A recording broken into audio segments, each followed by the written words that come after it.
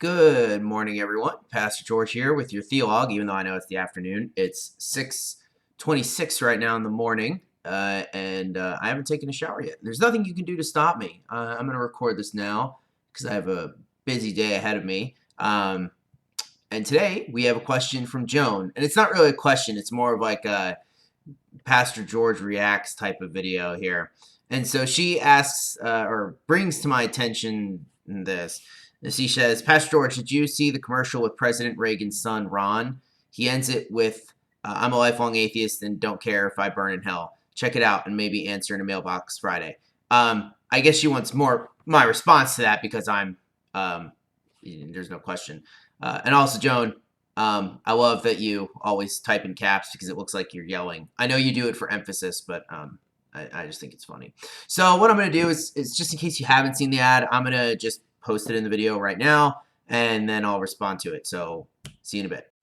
Hi, I'm Ron Reagan, an unabashed atheist, and I'm alarmed by the intrusions of religion into our secular government. That's why I'm asking you to support the Freedom from Religion Foundation, the nation's largest and most effective association of atheists and agnostics, working to keep state and church separate, just like our founding fathers intended.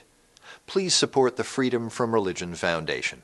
Ron Reagan, lifelong atheist, not afraid of burning in hell. I realize as I'm editing all this together that my hair looks on point right now. But yeah, anyway, my response to that general video is several things, but it's just one of these things where it causes me to day drink, or in this case, morning drink. Cheers.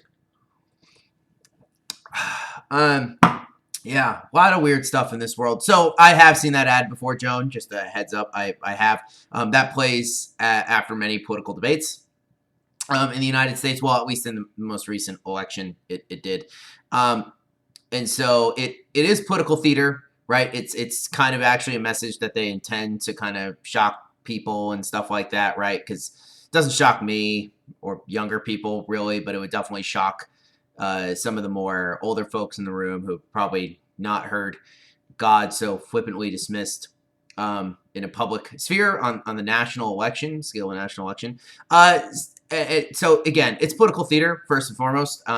Freedom from Religion Foundation is a group that seeks to make sure that secularism is kind of not only the standard and made across the board, but also actually aggressively so, right? So not only in the public space, but beyond that, they've been pretty clear about moving out of just the public space and trying to separate religion out of society as much as they can in the way that the French do, for instance. One of the things I think is important here is that it's a political group, right? That's why they have Ron Reagan's son, because clearly he and his dad disagreed politically, right, and religiously. So obviously he's going to you get a lot of points, and Freedom from Religion Foundation is generally a left wing, generally very left wing in their interpretation of things, and so they're obviously going to like the fact that they have Ron Reagan's son as well. It's the same thing. Everyone loves a convert, right?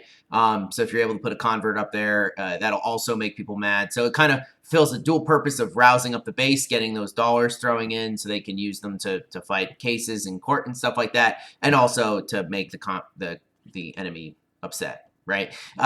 This is normal political stuff. As far as it comes to his theological claims here, anyone who describes themselves as an unabashed atheist is already someone I kind of laugh at. It's just a funny way of describing yourself. It's so funny to me that the absence of faith becomes the most important character defining trait for people who supposedly want nothing to do with religion. They end up making it their whole life about it, just in opposition to it. There's probably better ways for him to describe himself, and so I always kind of laugh at that because it's kind of cringy to me.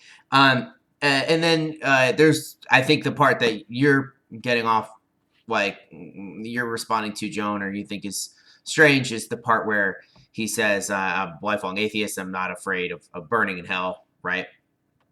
People who will burn in hell generally aren't afraid of it. That's kind of actually how it goes if you look at the Bible. People generally mock God and believe that they won't be judged, right? And then they are judged. One of you see this all over the place. Think of like Lazarus and the rich man, right? Rich man lives well, doesn't think anything's going to happen with it, ends up in hell. There you have the wedding feast, right? Someone shows up in clothes and Jesus says, "Friend, what are you doing here?" And he tells people to take him and throw him into the outer darkness where there will be weeping and gnashing of teeth, right? You have people in Revelation consistently mocking God until he brings his judgment. So this is normal stuff. People who don't believe in God are generally unafraid of burning in hell because they're mocking our religion. And so if they don't think it's real, that's fine. Unfortunately, that's not how reality works, right? Things that are real are still real even if you don't want them to be. And so I don't know. It's just kind of I let it roll off my skin type thing, right? Don't take it too seriously. I don't really take atheism that seriously. On a theological or philosophical level, it's very difficult for me to take atheists seriously. So I just kind of laugh at stuff like this, and I wouldn't let it bother you. People have said much worse things to Christians in the past, and it's just a way to be provocative. So, don't let them provoke you. All right, everyone. I'll see you on Sunday for church and Monday for my next Theolog. Peace out. It's early. I forgot one more response that I had. One of the things that I think is really funny is he points out that church and state should be separate the way our founding fathers intended. Not actually what the founding fathers intended. So this is just a point. So they meant when the founding fathers wrote in the Establishment Clause, which is in the First Amendment, what it means is that on a federal level, there wouldn't be any support of the churches. But actually at the time, every single individual state had their own state church. And this is something I like to point out because it's technically still possible. It's not actually illegal. That New Jersey could say, hey, our state church is the Presbyterian Church, and we're going to give them benefits. And that's actually constitutional.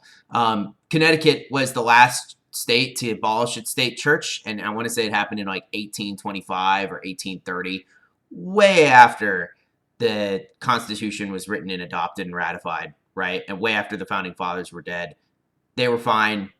Some of them didn't like it, that the states, like Thomas Jefferson and stuff, didn't like the fact that states had national churches, but they believed that individual states could, if they wanted to, have a national church. So to say it's the way our founding fathers intended is on a federal level correct, on a state level incorrect. And obviously most court cases that Freedom from Religion Foundation are fighting are on the state level, not the federal level. So wrong. All right, see you guys.